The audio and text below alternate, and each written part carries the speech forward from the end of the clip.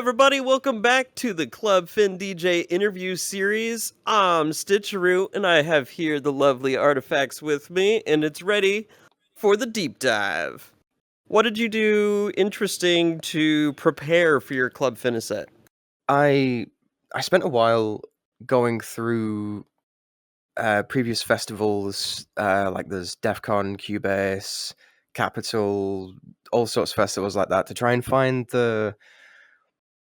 the songs that were always played at the end of the night or during emotional moments, because I wanted it to have like an emotional feel, the set. So I dug through loads of different acts and everything like that, and I think the set that I've put together, if someone is like me, one of those gremlins that goes from festival to festival, you'll definitely appreciate the lineup, because it's a lot of the big, like the closing songs and the opening songs, and when the fireworks are on and everything like that. It's a lot of the key moments that I've tried to bring together to put into the set. So you go festival to festival. What are some of the best ones you've been to? Honestly, without a shadow of a doubt, the best one is DEF CON, hands down. Being very into music from a young age, I just said, I want to be there. I want to be there. I want to be on that stage.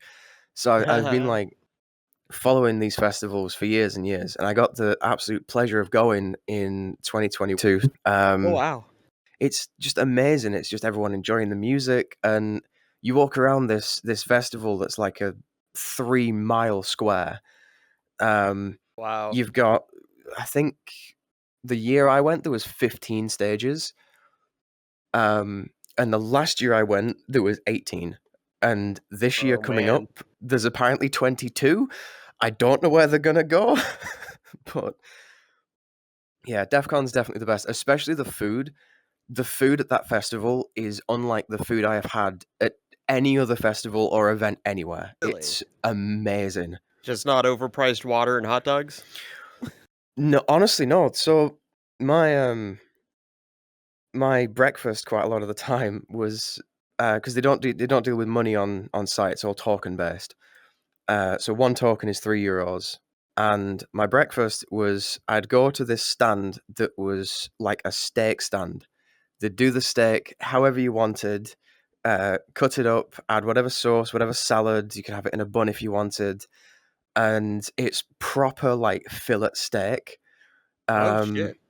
and it's a big handful of fillet steak with salad and a drink for 3 tokens. Like, what the hell? Wow. It's like €9. It's so cheap, and it Wow. is staggeringly good. Tell us about, like, the Um, differences between the VR scene and the real life scene, and your experiences real life and VR. well, so I work for what is essentially a DJ agency. Because in the UK especially, there's a lot of rules and regulations in regards to, if I'm going to perform somewhere, they need my public liability, they need my gear insurance records, they need this, they need that, and blah blah blah blah blah. So the boss that runs the business deals with all of that. I just get, hey, you're going here on this date, turn up at this time. I'm like, sound cool, happy days. So it takes a lot of the paperwork out of it, which is really nice. And I do uh, clubs and pubs, but a lot of what I actually specialize in is, you wouldn't think it listening to my set, but what I specialize in is things like birthdays and weddings. Oh, wow. The main difference with VR clubs and stuff, one of the main reasons I enjoy them so much is because anywhere I go out here, doesn't matter which club I go to, anything like that, there's always fights, there's always people being drunk idiots, and fair enough, Yeah. drink, yeah, by all means, but don't antagonize other people. Like, Yeah. it's one of those things here in Britain. It's that kind of culture of, oh, I'm gonna go and drink and fight. But in VR, you do not get that, mostly because, like, you can't exactly throw a punch in VR. You can, but the gear is But expensive. yeah, very very true, very true. Um, but it's nice. You just have people chilling and enjoying themselves, and there's no anger, there's no animosity, and it's really refreshing. It really is. It's really nice to like come home from what I do where there's that kind of like tension in the air, and then Yeah. go on to VR. If I want to go to a club, I know it's just going to be music, lights, lasers, and people having a good time. It's really Yeah. nice. Everyone's there to hang out, chill with their friends, listen to the music. So let's go back in time a little bit. Uh, what was your inspiration to pick up some records and start spinning? A lot of people say I came into the industry backwards. A lot of people start as a DJ and become a music producer later down the line. I started out as a music producer, um, and for the first few years of me making music, my brother was actually he was very talented, but I'm going to call him an amateur DJ because he didn't do it for a living, or he just did it in his room. But he was a very talented DJ, and every time I'd go over, we'd just spend time mixing. He'd explain how it worked and everything like that, and it started building up an interest in it. And then when I was about 16-ish, I think, um, my my mum and her fiance at the time moved over to Spain, and they gave me the choice of like, you can come with us or you can stay here. It's your choice is yours. So I was like, screw it, I'll come with you. But they were like, you'll need to do this, this, this, this, this. You'll need to make sure you have your own place within a year, and blah blah blah. I was like, yeah, yeah, yeah, yeah, it's fine, it's fine. So I went over there, and I met this guy called Damien, and loveliest guy. Um, he was a year younger than me, but he was like festival grade talented when it came to DJing. He was amazing at it, and um, he saw that I had a passion for it and everything like that, and he basically took me under his wing and taught me properly how to DJ digitally because my brother had analog vinyl decks.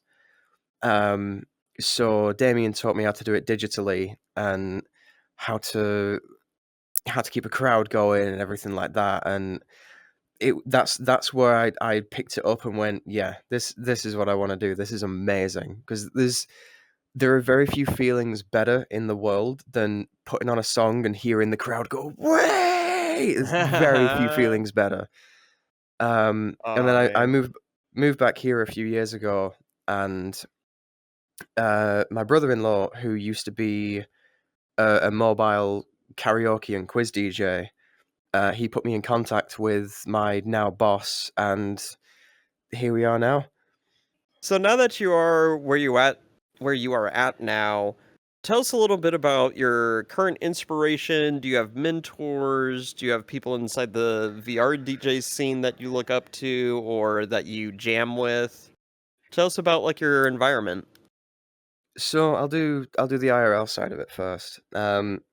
So I'd say one of my main mentors and inspirations is my boss. He's not only is he the most down to earth guy I've ever met, he's the only boss I've ever had that I consider an actual friend. I mean, hell, he came to DEF CON with me last year. Like Oh wow. he's the one who was like, right, I'll buy the tickets, you sort out the dates. I'm like, oh, okay, Jesus Christ. Um, so he's really nice, but he's got 30 something years experience in the industry. So he's this font of knowledge of everything. It's like not only how to build a business, but how to how to do the DJing side of it and all the quirks and everything like that. And it's the amount of stuff I've learned from him in the few years I've been working with the company is amazing. Um, in terms of who I look up to, probably at the moment either the Tweakers. Well, not either. It's both. It's the Tweakers. Okay, now there's going to be three. It's them, Headhunters, and Vertile. So the Tweakers purely for their energetic, like chaotic take on hardstyle. It's like meme hardstyle is the best way I can put it. It's funny, Oh no. but it's always really heavy and a great vibe. A good They shit did a post. song about yeah, they did a song about Jägermeister, for example, and it's just about getting pissed on Jägermeister. There you Um, go. and then you've got Vertile and Headhunters. They're two giants in the scene at the moment. Vertile he used to be in a metal band as far as I know, but he's a producer who does literally everything himself. He doesn't use samples or anything like that. He sings Oh his own wow. vocals. He plays his own drums and guitar for all the instruments he uses in the track.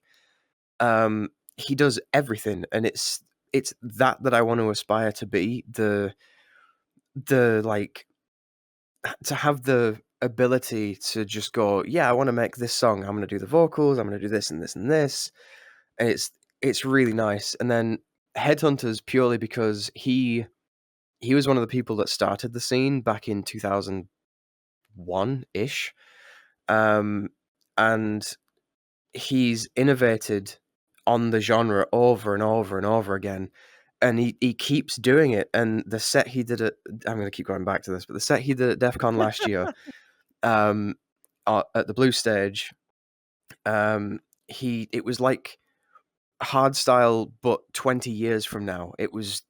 It sounded so unique and so different, but you could still tell it was the same genre, just a new twist on it. And it's how innovative he is that's really inspiring. And for VR, I would say probably low prov, purely No because prob.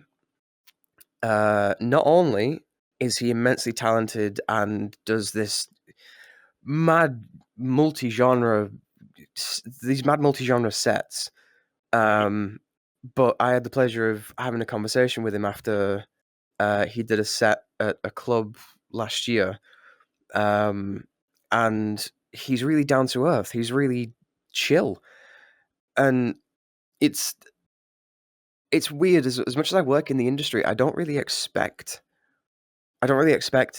DJs and you put someone on a pedestal. It's kind of in your head that they are on that pedestal. But when you talk to them and you find out they're really down to earth, it's refreshing. It's really nice. But yeah, I'd say those are my main inspirations. And No yeah, prob's definitely good beans for sure. oh yeah, he's immensely talented. Let's switch gears a little bit. Tell us about your current setup. What's your hardware and software situation like? So I got myself a DDJ 800. Lovely, lovely controller. It looks like a battle station when it opens up. It's just all lights and everything. Um, and yeah, that's my go-to at the moment. Just because it's got absolutely everything on the controller. I don't even need to touch the software. Um, the only time I need to touch the software is to type in someone's name if they ask for a specific request and I have to put their name and like, oh, it's for a birthday. Oh. Okay, let's put that there. Oh. Other than that, I can do literally everything from the controller. My laptop just sits there. It's really handy. Especially when you're It's moving really around from nice. like gig to gig. Yeah, because I if I was going to look after it, I needed to get a Swan case. So I've got a proper Swan case for it as well. Let's talk a slight bit about your set coming in here. Tell us a interesting technique or something that cool that you did this time around for your set. But yeah, I think rebuilding a track from scratch is the most advanced thing I did for my set, because it was a lot of Oh, fun. It's a hell of a that's lot of fun. crazy. I can't find the original song anywhere. I Oh think no. I think it's just an exclusive for them. Like, it's not released anywhere. Unreleased. It's just solely Yeah. them. But I have found a snippet of it. So what I did, um, is I isolated the instruments and rebuilt the track from Oh scratch wow. using the samples isolated from the like short snippet of the track. Um, but I'm really glad I did, because I've made a version I've made a version of that I can use, that's not hardstyle, so I can use it in the clubs around here. Killer.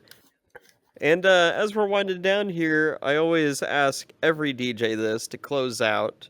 For those that are inspiring to start DJing, for those looking to really get their foot into the DJ decks, What's a piece of advice that you can give to somebody who's starting to look to start? Yeah, you don't have to be perfect. Just start where you are comfortable, and if you don't have the money for a controller, just start with a mouse. I mean, my boss does everything with a mouse, and he's one of the best DJs I know. So it doesn't matter the hardware you use. It's just as long as you do the old saying of just start. That's all you need to do. Oh yeah. Yeah, we even have I've been hearing increasingly that a lot of DJs are using like video editing software for getting very precise transitions, which blows my mind. I can't imagine using that for transitions. That seems like Oh yeah. far too much work. It seems like, I mean, I'd do it if I needed to, but that's so much work. And a video editing software as well, they're notorious for being crap and glitchy and crashing all the time. Right, right. I mean, you say that, but there's some DJ hardware software that also is notorious for That's very the true. I exact mean, same things. the amount of times when I used to use Serato, the amount of times that crashed on me is stunning. Because I used to have to actually run. I mean, I still do just purely for safety's sake, but I used to have to run a backup. I had an MP3 player with just a loop of chart music. Oh So if yeah. Serato just crashed, I could just switch the fader and it would play out of the Oh MP3 man. player because it crashed a lot for a Yeah. software that's supposed to be for like live performances. Yeah. It's silly. It really is. It's not ideal. All right. Well, thank you so much, Artifaxx, for taking the time to talk to us today. And You're that's very it welcome. for It's been a the pleasure. DJ interview series. Oh, thank you so much. Bye, everybody. Bye.